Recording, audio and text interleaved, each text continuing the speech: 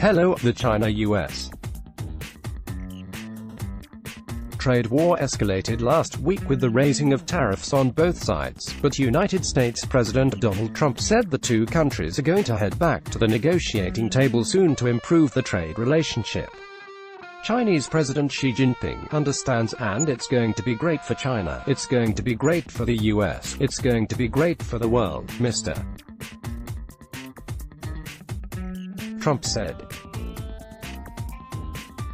Story continues below advertisement. He also said he hoped to improve relations with Iran, a year after his administration pulled the United States out of a nuclear deal with Iran and reimposed sanctions on the Middle East country. And we're looking to make Iran rich again. Let him be rich, let him do well, he said. Mr. Trump spoke on the sidelines of the Group of Seven Leaders Summit in France. He and Canadian Prime Minister Justin Trudeau met for a one-on-one yesterday, which appeared to go much better than last year's meeting in Quebec. Mr. Trudeau is in G7 meetings all day and returns to Ottawa tonight. This is the Daily Politics Briefing newsletter, written by Chris Hannay. It is available exclusively to our digital subscribers. If you're reading this on the web, subscribers can sign up for the Politics newsletter and more than 20 others on our newsletter sign-up page. Have any feedback? Let us know what you think. Today's headlines in June. Environment Minister Catherine McKenna said a Liberal government would not raise the carbon tax beyond $50 a ton in 2022. Now, Ms. McKenna says the government would review the rate with provinces in the future. The Parliamentary Budget Office estimated this summer that the tax would have to rise in order to meet the federal government's emission reduction goals. The federal government is ramping up its spending to attract foreign students from a number of countries, including Mexico and Brazil, in a bid to diversify where international attendees of Canadian universities are coming from. At the moment, more than half of international students come from just two countries, China and India, and those numbers could be threatened if something changes in their diplomatic relations with Canada. That happened recently when Saudi Arabia recalled hundreds of students as part of a diplomatic spat with Canada's Foreign Affairs Minister. Story continues below advertisement. Story continues below advertisement. The Liberals have unveiled the campaign slogan for the fall, Choose Forward. Employees and executives in Hong Kong's financial industry have lost their jobs because of participation in the pro-democracy protests. If I was a foreigner with a company that does business with China, I would right away warn my employees from participating in related activities or talking about it, economist Mei Shin-yu told the Globe's Nathan Van de Klipp. And residents of the state of Virginia are marking 400 years since slaves were first brought from Africa to the British colonies that became the United States. It's understanding how strong our people, our ancestors, were to be able to survive, said Walter Jones, who, with relatives, has worked to uncover unmarked graves in the area. We truly had a lot to do with building the country, outgoing U.S. Ambassador Kelly Craft, The Globe and Mail, on the Canada-U.S.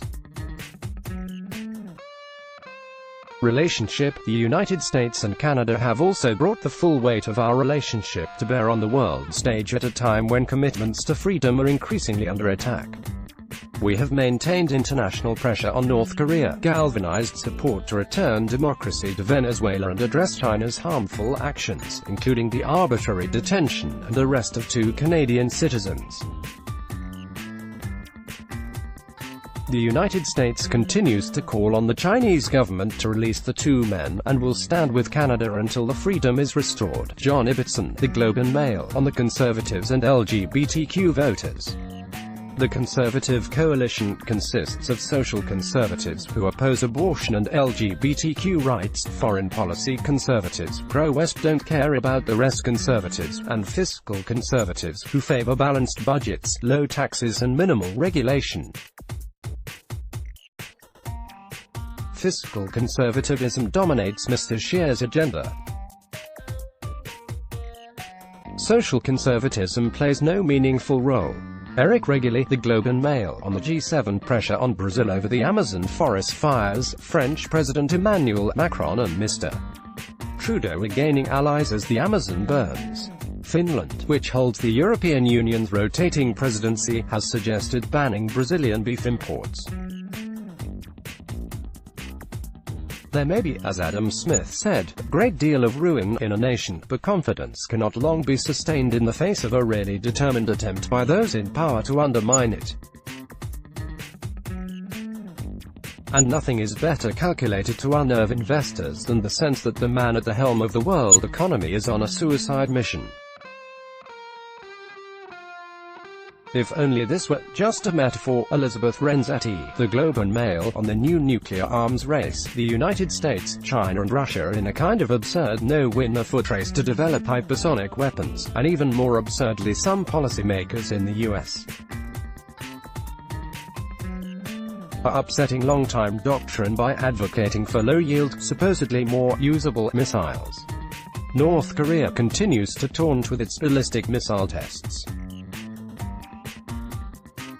Meanwhile, the nuclear-armed states of India and Pakistan are in conflict over Kashmir, and issuing threats to each other via the New York Times. We live in a world obsessed with choking hazards, and blithely oblivious to threat of mass extinction. Poor Adams, policy options on political polls. However, evidence suggests polls usually provide a broadly accurate picture of the electorate, even if it's not always quite as sharply focused as we would like. In fact, despite all the changes in methodology over the last 2 decades and the difficulties of reaching some parts of the population, the landline less young and the internet challenged old, for example, the evidence suggests polls are about as accurate now as they ever were. And yes, pollsters do contact cell phones. Got a news tip that you'd like us to look into? Email us at tips@globeandmail.com. Need to share documents securely? Reach out via Secure Droplets block ads.